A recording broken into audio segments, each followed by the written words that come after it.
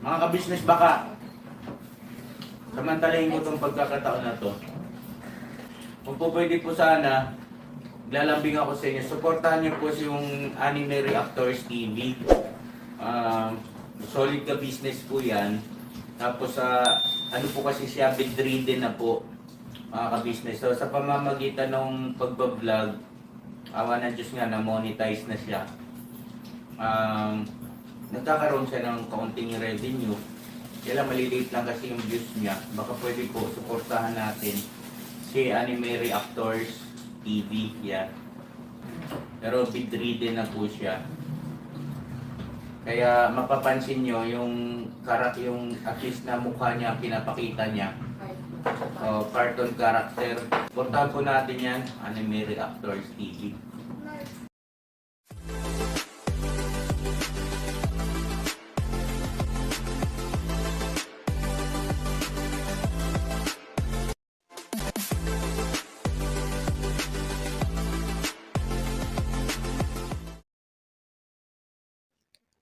Hello guys, mapagpalang araw po sa ating lahat. Narito pong muli ang inyong lingkod, Anime Reactors TV. At sa mga hindi pa po nakaka-subscribe dyan sa aking munting channel, ay baka pwede naman pong makipindot na po na subscribe button. At makilike and share na rin po ng aking mga video. At patuloy din po natin suportahan ang Mag-amang Ka-Business Official at Papa Dins TV. At ganun din po yung kanilang second YouTube channel na Ka-Business Family.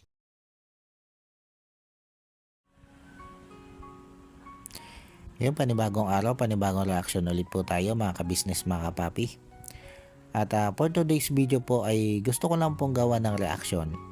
Itong isang nabasa kong comment dito sa vlog nito si Thinking Body patungkol dito kay Kuya Jonathan. At ang comment pong ito mga ka-business, mga kapapi, ay nagmula dito kay Rick Aningat. At sa comment na ito ni Rick Aningat ay obvious naman na ang tinutukoy niya dito o ang pinatutungkulan ng comment niyang ito ay itong si Ka-Business. Bagamat hindi niya nabanggit dito sa comment niyang ito ang pangalan nito si Ka-Business, ay sabi ko nga ay obvious naman na si Ka-Business ang tinutukoy niya dito sa comment na ito. At ito po mga ka-business, mga kapapi, babasahin ko po sa inyo kung ano yung naging comment dito nito si Rick Aningat. At bakit ko nasabing si Ka-Business ang pinatatamaan niya dito sa comment na ito. Ito po mga ka-business, mga kapapi, ang sabi niya dito ay ito: ha ha ha ha ha, nice direct body, ha ha ha ha. Tandaan mo ha, yung sequence mo hindi scripted. Alam na this, huwag iiyak sa harap ng camera. Alam nyo mga ka-business, mga kapapi, ang tinutukoy dito ni Rick Aningat na huwag iiyak sa harap ng camera ay yung naging vlog nitong si Ka-Business dito kay Kuya Jonathan, na kung saan ay itong si Kuya Jonathan ay humingi ng tawad dito kay Ka-Business. Na kung saan ay humingi ng tawad dito si Kuya Jonathan dito kay Ka-Business dahil doon sa kanyang mga maling nagawa at doon sa kanyang mga nasabing hindi maganda o mapanirang salita laban dito kay Ka-Business. At dito din kasi mga ka-business, mga kapapi, sa vlog na ito ni Ka-Business patungkol dito kay Kuya Jonathan ay inihayag dito ni Kuya Jonathan yung kanyang pagpapasalamat dito kay Ka-Business sa magagandang ginawa nitong mga ito sa kanilang mag-ina. Kaya naman hindi na iwasan dito ni Ka-Business na maging emotional dahil doon sa mga sinabi nyo ni Kuya Jonathan. Dahil naramdaman ni Ka-Business yung puso dito ni Kuya Jonathan. Naramdaman ni Ka-Business na sincero itong si Kuya Jonathan doon sa mga sinasabi nito dito kay Ka-Business. At ang sabi nga dito ni Kuya Jonathan ay hindi na nila malilimutang mag-ina ang mga naging tulong sa kanila nitong sila Ka-Business. At kung titimbangin nga daw, ay mas matimbang itong sila Ka-Business sa puso nila mag-ina kumpara dito kay Thinking Body at Renji. At dahil nga sa pagpapasalamat nito si Kuya Jonathan dito kay Ka-Business, doon sa lahat na naging tulong sa kanila nitong si Ka-Business, na sabi nga niya ay hindi na niya malilimutan. At sinabi nitong si Kuya Jonathan na tumatanaw siya ng malaking utang na loob dito kay Ka-Business. Ito mga Ka-Business yung naging dahilan kung bakit si Ka-Business ay naging emotional dito sa vlog na ito. At yung pagiging emotional ni Ka-Business na yon, ang siya namang binibigyan ngayon ng maling kahulugan nitong si Rick Aningat. Dito nga po sa naging comment niyang ito dito sa vlog ni Thinking Body. At para sa kanya ay yung naging pag-iyak na yun ni Ka-Business ay scripted lang. Kumbaga hindi totoo. Kumbaga wala sa loob yung pag-iyak ni Ka-Business. Yun yung tingin nito si Aningat. Palibhasa, itong si Rick Aningat, ito yung tipo ng taong hindi marunong tumanaw ng utang na loob. Kaya niya nasasabi ang mga bagay na ito. Na yung tingin niya doon sa pagiging emotional ng ibang tao, para sa kanya yun ay isang parang kaplastikan lang. O sinasabi nga niyang scripted, hindi totoo. At maaaring kaya niya nasabi yan, ay kasi ganun yung ugali niya. Ganun yung katangian niya. Ganon yung gawain niya. Dahil siya yung tipo ng tao na hindi marunong tumanaw ng utang na loob doon sa mga taong nakagawa sa kanya ng mabuti. Kaya ano pa nga bang aasahan natin sa isang katulad nito si Rick Aningat na masasabi natin na walang kwentang tao. Tapos hindi lang yan mga Ka-Business, mga kapapi. Dahil bukod dyan sa comment na yan, ay may mga naging reply pa siya sa mga comment ng ibang mga basher doon ni Ka-Business. At ito pa nga yung isa niyang sinasabi na halos wala din naman pagkakaiba dito sa nauna niyang comment. At ang sabi niya dito ay eto: hindi iyakin si Thinking Body. Kilala ko yan. Kaysa naman iiyak sa harap ng camera para kaawaan. After vlog at patay na camera, sasabihing ihabol yung upload sa 6 PM para may views at revenue. Diba pre-body? Dito mga Ka-Business, mga kapapi, sa comment niyang ito ay ipinagigiitan lang niya yung naging pag-iyak ni Ka-Business na para bang apektado siya doon sa naging pag-iyak ni Ka-Business na yon. Na hindi ko alam kung ano ba yung ipinagpuputok ng butchi nitong si Rick Aningat doon sa pagkakaiyak ni Ka-Business na yon dito sa harap ni Kuya Jonathan, habang itong si Kuya Jonathan nga ay humihingi ng tawa dito kay Ka-Business. At ang sinasabi nga niya dito, ang pinapalabas niya dito sa comment niyang ito, ay yung pag-iyak ni Ka-Business ay para magpaawa lang. At after vlog nga daw po, at pagpatay ng camera, ay sasabihin daw ni Ka-Business na ihabol sa upload ng 6 PM. Kumbaga, malinaw lang dito na iginigiit niya na yung ganitong mga klase ng vlog ni Ka-Business ay scripted lang.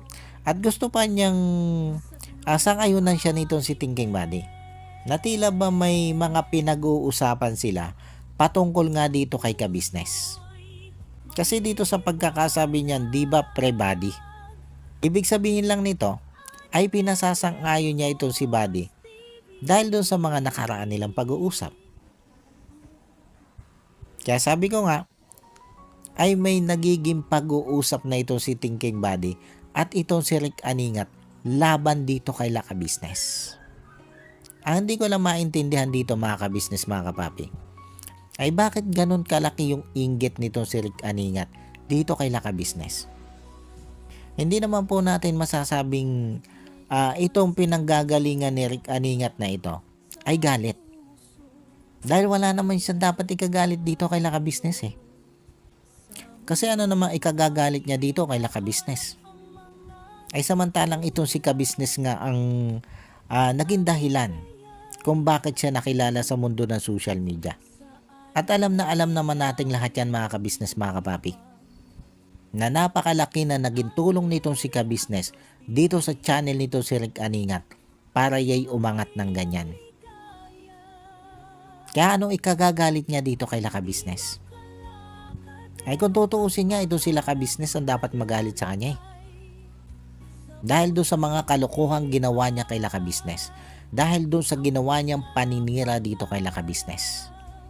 Tapos sa kabila ng lahat ng ginawang paninira niya dito kay Laka Business, ay parang tila ba siya pa yung galit dito kay Laka Business? O diba ang kapal ng muka, mga ka-business, mga kapapi? Parang baligtad na ngayon yung mundo. Na sa kabilangan ng mga ginawang kabutihan sa kanya ni ka-business, ay ito pa nga yung isinukli niya. Ang paninira niya dito kay Laka Business sa mga sponsor. At ginamit pa niya itong ilang tao na may kaugnayan dito kay ka-business para sirain ito si ka-business sa mga sponsor. Katulad na lang halimbawa nito si Kuya Lito at Ate Mera. Kunyari naging konsensya dito kay Kuya Lito at Ate Mera. At kumuha siya ng mga hindi magagandang opinyon nitong si Ate Mera at Kuya Lito laban dito kay ka-business para magamit naman niya sa ginagawa niyang paninira kay ka-business sa mga sponsor. At hindi lang si Kuya Lito at Ate Mera, kundi nandyan din itong si Damulag o itong si Kuya Damo. Isa din ito dito sa nilapitan ni Rick Aningat para kunan ng hindi magandang salita laban kay Laka Business para nga magamit nito si Rick Aningat sa paninira niya sa mga sponsor. Mas madali nga naman niya masisiraan ito si ka-business sa mga sponsor kung may pinanghahawakan siyang hindi magagandang salita galing mismo dito sa mga taong may kaugnayan dito kay Laka Business. Ito yung naging strategy nitong si Rick Aningat para siraan niya itong si Laka Business. Na hindi ko talaga lubos maisip kung bakit niya ito ginagawa kay Laka Business. Sa kabilangan ng napakagandang pakikitungo sa kanya nitong si Laka Business.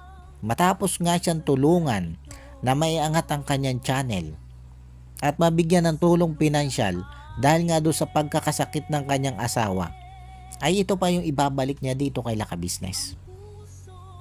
Kaya nga nasabi po natin mga ka-business, mga kapapi, na itong si Rick Aningat ay hindi marunong tumanaw ng utang na loob.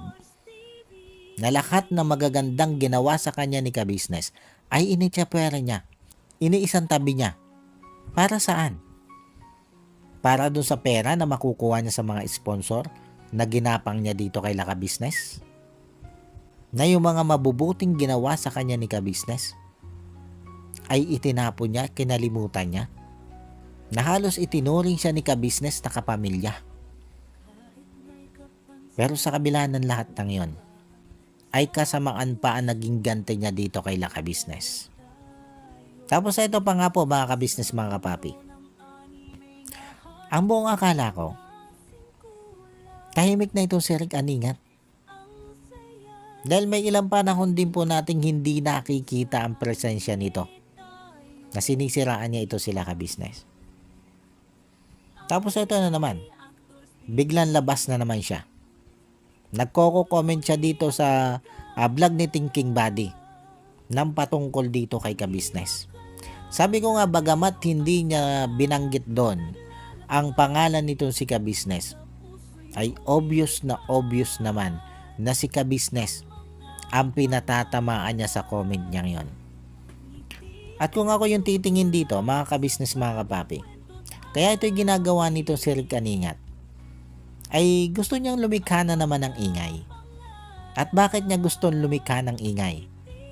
Para mapag-usapan siya. Dahil nakikita natin na yung YouTube channel niya ay malaki din ang ibinagsak. Tapos yung mga views niya ay humina na rin. Kumbaga, kung magpapatuloy ng ganito yung kanyang views, ay wala halos siyang sasahudin. Yun yung nakikita kong dahilan kung bakit ito nagpupuputak na naman siya dito sa comment section ni Thinking Buddy.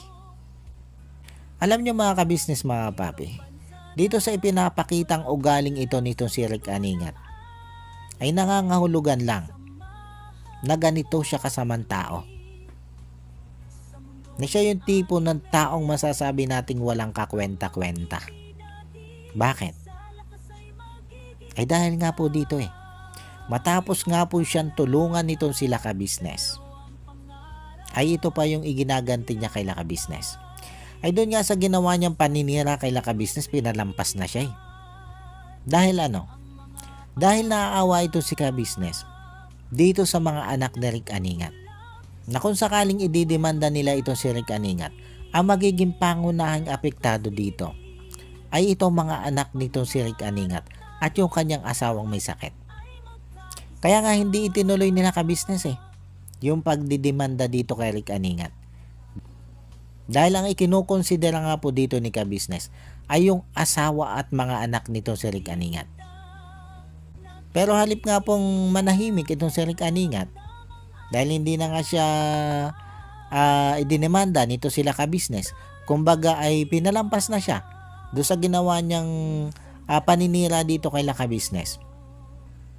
Ay eto, lumilikha na naman siya ng isyo. Lumilikha na naman siya ng pag-uusapan. Gumagawa na naman siya ng ingay. At ginagawa na naman niya ng hindi maganda itong si Laka Business sa pamamagitan nga po ng pagko-comment niya dito kay Thinking Buddy. Kasi dito sa comment niyang ito malinaw naman na hindi ito pabor kay Laka Business. Diba mga ka-business, mga kapapi? Alam nga namang sabihin nating pabor ito para kay ka-business, ito mga sinabi niyang ito, malinaw naman na paninira ito kay Laka Business. At pinapalabas pa nga niya dito na may mga napapag-usapan sila nitong si Thinking Buddy laban niya dito kay ka-business. Dahil hindi naman niya sasabihin ito Ito sinabi niyang di ba pre-buddy? Kung wala silang pinag-uusapan nito si Buddy laban dito kay Laka Business. Malinaw lang mga ka-business, mga kapapi, na itong si Rick Aningat at si Thinking Buddy ay may malinaw na ugnayan at may malinaw na nagiging usapan laban nga po dito kay Laka Business. Kayo po mga ka-business, mga kapapi, ano pong opinion nyo dito sa comment na ito nito si Rick Aningat? Anong sa tingin nyo po mga ka-business, mga kapapi?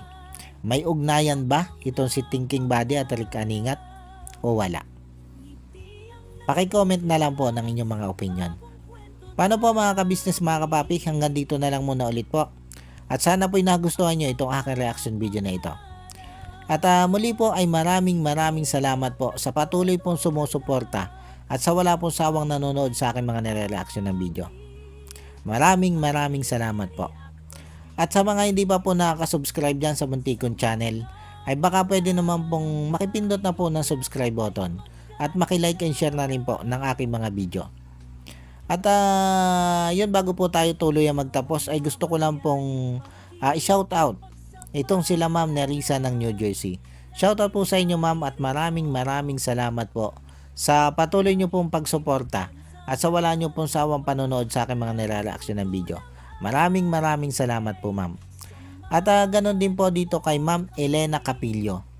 Shout out po sa inyo ma'am at maraming salamat din po sa patuloy nyo din pong pagsuporta at sa wala nyo din pong sawang panonood sa aking mga nire-reaction ng video. Maraming salamat po ma'am. At shoutout din po dito sa aking isang idol na si Idol Wakiwak TV. Shoutout sa inyo idol. At ganon din po dito kay Jewel Channel. Shoutout po sa inyo sir.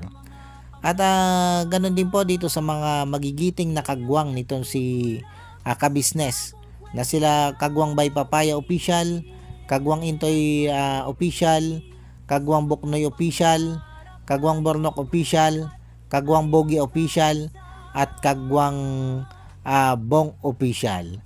Shout out po sa inyo. At ganoon din po dito sa aking mga kasama reaktor na sila Taong Gala, Kalingap Turak, Katangay PLC, Ma'am Fleurs Channel, MK Inday Okray TV, Annalisa Reality Vlog, Alminda Mix Vlog, at Joyce 27 TV. Shoutout po sa inyong lahat. At muli po ay maraming salamat po. And God bless po sa inyong lahat. Anime Reactors, shoutout po. Suportahan natin yan si Anime Reactors TV. Yan, pakisupport po natin. Siya po ay isang bedridden na mga ka-business. Check nyo po yung kanyang YouTube channel, Anime Reactors TV. Siya po isang bedridden na, ayan, kahit papaano nakakagawa-gawa siya ng mga reaction video patungkol sa ka-business official. Suportahan po natin para kahit papaano magkaroon siya ng revenue. May magamit siya sa pambili-bili man lang ng gamot. Ano po mga ka-business.